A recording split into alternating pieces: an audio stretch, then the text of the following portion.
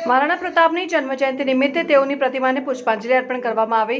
મહારાણા પ્રતાપની જન્મજયંતિ નિમિત્તે તેઓની પ્રતિમાને ફતેગંજ સેફ્રોન કોમ્પ્લેક્સ પાસે તેઓની પ્રતિમાને ભારતીય જનતા પાર્ટીના પ્રમુખ ડોક્ટર જયપ્રકાશ સોનીના હસ્તે પુષ્પાંજલિ અર્પણ કરવામાં આવી, જેમાં ડેપ્યુટી કમિશનર સુરેશ દુબેર, પૂર્વ chairman doctor Hitendra Patel, ward number 8 councillor Minaba Chauhan, ward number 9ના કાઉન્સિલર શ્રીરંગ આયરે બેન્ડ બાજા સાથે જન્મદિવસની ઉજવણી કરવામાં આવી।